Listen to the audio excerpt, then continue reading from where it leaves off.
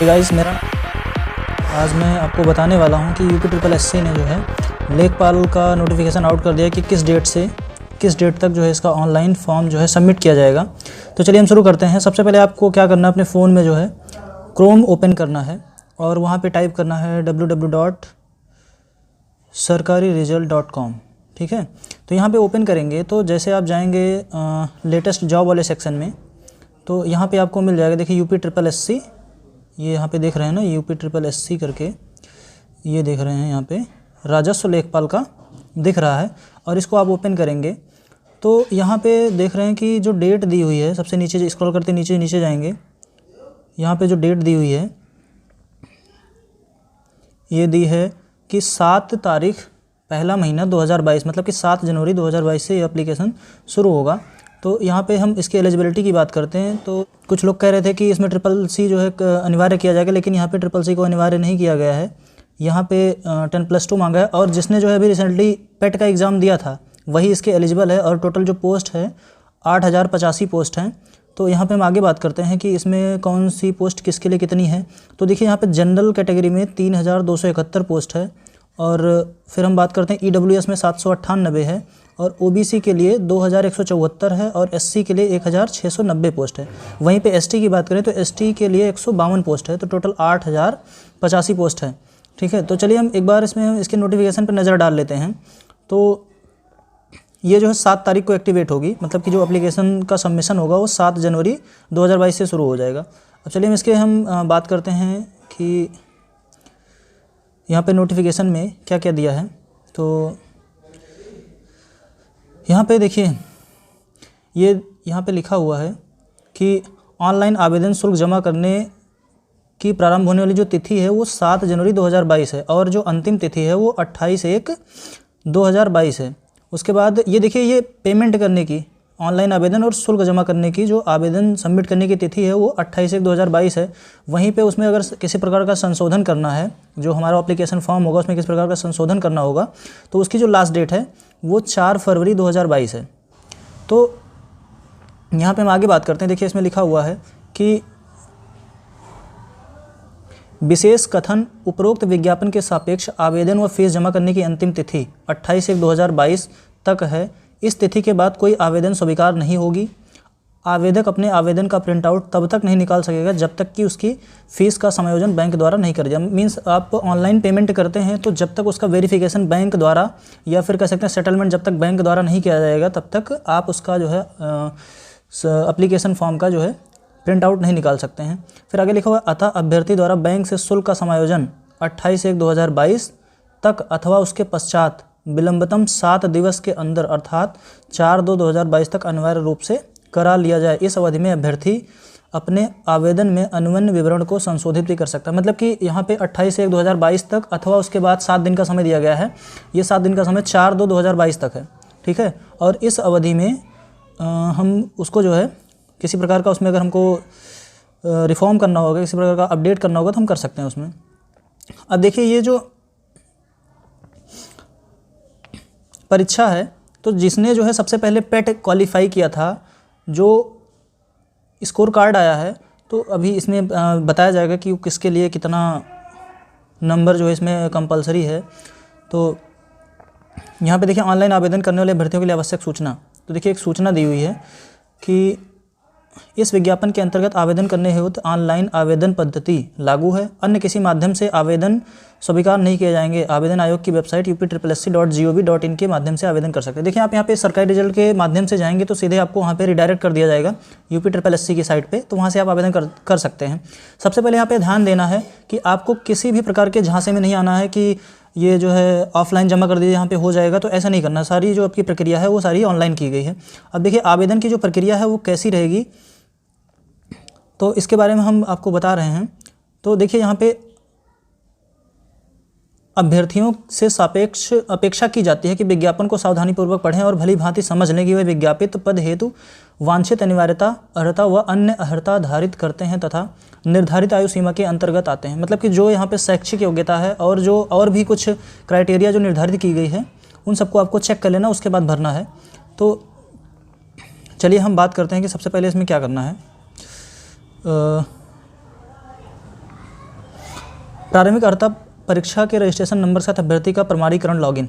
अभ्यर्थी को प्रारंभिक अर्हता परीक्षा मीन्स पेट के रजिस्ट्रेशन नंबर के प्रमाणीकरण हेतु 2 विकल्प उपलब्ध कराए गए हैं। पहला है व्यक्तिगत विवरण के साथ अभ्यर्थी प्रारंभिक अर्हता परीक्षा 2021 के रजिस्ट्रेशन नंबर, जन्म तिथि, लिंग, उत्तर प्रदेश का मूल निवास व श्रेणी संबंधी विवरण भरकर आवेदन हेतु लॉगिन कर सकता है। देखिए यहाँ पे क्या क्या है। सबसे पहले तो जो पेट का रजिस्ट्रेशन नंबर था वो, उसके बाद जन्म तिथि, आप महिला हैं या पुरुष हैं इसका सिलेक्शन करना है। उसके बाद यहाँ पे उत्तर प्रदेश के आप अगर मूल निवासी हैं तो वहाँ पे डोमिसाइल सर्टिफिकेट लगाना है, और अगर आप किसी पर्टिकुलर किसी कैटेगरी से बिलोंग करते हैं तो उसका जो है हमको उससे संबंधित डेटा फिल करके हमको लॉगिन करना। दूसरा है जो है OTP के माध्यम से लॉगिन करना है। अभ्यर्थी जो है वो जिसने जो है पेट का फॉर्म भरा था, जिसे बोलते हैं ना प्रारंभिक अर्हता परीक्षा, उसको बोलते हैं प्रीलिम्स एलिजिबिलिटी टेस्ट, ठीक है। तो यहाँ पे जो रजिस्टर्ड मोबाइल नंबर था और ईमेल था उस पर एक OTP जाएगा और उसके माध्यम से लॉगिन कर सकते हैं, ठीक है। तो अब देखिए यहाँ पे फिर हम बात करते हैं कि इसका एप्लीकेशन कैसे सबमिट करना है। सबसे पहले करना, इस भाग में लॉगिन करने के उपरांत अभ्यर्थी को प्रारंभिक अर्हता परीक्षा 2021 में दर्ज की गई अपनी व्यक्तिगत सूचना जैसे नाम, पिता, पति का नाम, माता का नाम, उत्तर प्रदेश का मूल निवासी है, श्रेणी कौन सी श्रेणी है, या EWS में है, OBC, SC, जनरल क्या है, वो सब दिखाई देगा। फिर क्षैतिज आरक्षण से संबंधित विवरण, जन्म तिथि, लिंग, वैवाहिक स्थिति, संपर्क हेतु मोबाइल नंबर और कुछ जो पहले से आपने उसमें डेटा फिल किया था वो सारी चीज़ें आपको ऑटोमेटिक प्रदर्शित होने लगी। अब देखिए इस भाग में अभ्यर्थी को विज्ञापन में प्रकाशित अनिवार्य अर्हता शैक्षिक से संबंधित विवरण भरना होगा। अभ्यर्थी शैक्षिक योग्यता धारण करने के संबंध में यस या नो विकल्प का चयन करेगा, ठीक है। अगर जो शैक्षिक योग्यता है उसके संबंध में आपके पास वो डिग्री या क्वालिफिकेशन है कि नहीं है उसको आपको चयन करना है, ठीक है। उसके बाद बोर्ड, संस्था, विद्यालय का नाम, उत्तीर्ण करने का वर्ष, सर्टिफिकेट अथवा रोल नंबर, उसके बाद जो अर्हता संबंधी प्रमाण पत्र जारी करने की तिथि है तथा प्राप्तांक संबंधी, मतलब कि आपने जो अब जैसे इसमें क्राइटेरिया डाल दिया कि आपको 10+2 क्वालिफाई होना है, तो 10+2 क्वालिफाई होने के लिए आपको सर्टिफिकेट का रोल नंबर या सर्टिफिकेट नंबर, उसके बाद प्रमाण पत्र जो आपका जारी हुआ था कब हुआ था वो सब डालना है, और कितने नंबर से आपने पास किया था वो सब लिखना है इसमें, ठीक है। फिर आगे बढ़ते हैं। फिर कह रहा है कि अभ्यर्थी सावधानीपूर्वक विज्ञापन में प्रकाशित अनिवार्य अर्हता पढ़ लें तथा योग्यता धारित करने की स्थिति में ही आवेदन करें। फिर अब यहाँ पे आगे कह रहा है कि जो विज्ञापन में प्रकाशित अनिवार्य अर्हता है उसको पढ़ लें, और अगर आपके पास वो योग्यता है तभी आप भरिए, अदरवाइज आप जो है मत भरिए। वेब पेज पर नीचे की ओर इंटर वेरिफिकेशन कोड में दिए गए वेरिफिकेशन कोड को प्रविष्ट करने के पश्चात सबमिट बटन पर क्लिक कर दें। फॉर्म सबमिट होते ही अभ्यर्थी का आवेदन पत्र प्रदर्शित होगा जिसमें 11 अंकों का रजिस्ट्रेशन नंबर सहित अन्य विवरण होगा। अब देखिए यहाँ पे फ़ोटो और हस्ताक्षर की बात की गई है। यहाँ पे फ़ोटो और हस्ताक्षर की बात की गई है, तो देखिए इस भाग में अभ्यर्थी द्वारा प्रारंभिक अर्हता परीक्षा 2021 में अपलोड की गई फ़ोटो तथा हस्ताक्षर स्वतः प्रदर्शित होंगे। अभ्यर्थी द्वारा इसे कोई संशोधन अथवा परिवर्तन नहीं किया जाएगा। मतलब कि जो आपने पेट का एग्ज़ाम दिया था उसमें जो आपने फ़ोटो और सिग्नेचर प्रयोग किया था उसी के आधार पे आपको ये सबमिट कर देना होगा। यहाँ पे किसी प्रकार का कोई चेंजेस नहीं करना है। अब देखिए अभ्यर्थी फ़ोटो तथा हस्ताक्षर व्यू करने के उपरांत कंटिन्यू बटन को क्लिक करते ही अगले पृष्ठ पर चले जाएंगे, ठीक है। फिर देखिए अन्य विवरण क्या है। यहाँ पे इस भाग में अभ्यर्थी को अधिमानी अर्हता यदि कोई हो तो मतलब कि एक्सटर्नल के संबंध में SR नो विकल्प का चयन करना। मतलब आपके पास कोई एक्स्ट्रा जो है क्वालिफिकेशन है तो उसमें ऐसा नो करना है। और इस भाग में अभ्यर्थी द्वारा प्रारंभिक अर्हता परीक्षा में दर्ज किया गया स्थायी व पत्राचार का पता भी स्वतः प्रदर्शित है। इसके अभ्यर्थी को एक डिक्लेरेशन पर सहमति, मतलब कि लास्ट में जो है वहाँ पे एक डिक्लेरेशन फॉर्म होगा उसको टिक करके आगे बढ़ देना है, ठीक है। अब यहाँ पे हम बात करते हैं फ़ीस की। ये सब आप ऊपर का जो प्रोसेस कर लेंगे सेव एंड प्रोसीड करने के बाद तो आपको आएगा प्रोसीड टू पे, यहाँ पे आएगा प्रोसीड टू पे of fees and final submission पर क्लिक करके आगे की प्रक्रिया को पूर्ण करना होगा।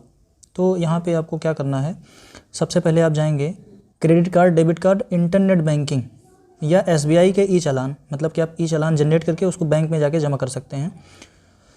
फीस शुल्क का सफल भुगतान होते ही payment acknowledgement receipt PAR generate होगी जिसमें पेमेंट का विवरण अंकित होगा। इस पर नीचे की ओर बाईं तरफ प्रिंट तथा दाईं तरफ proceed to download and print the application form button प्रदर्शित होगा। अभ्यर्थी proceed to download and print the application form को क्लिक कर अपना फॉर्म अंतिम रूप से सबमिट कर सकता है, उसका एक प्रिंट आउट भी ले सकता है। ठीक है, अब देखिए यहाँ पे अभी फ़ीस का इसमें जिक्र नहीं किया गया है। अभी देखिए अगर कहीं नोटिफिकेशन में होगा तो हम आपको बताएंगे। अब देखो यहाँ पे सबमिट करने के बाद आपको एक प्रिंट आउट अपने पास रख लेना है।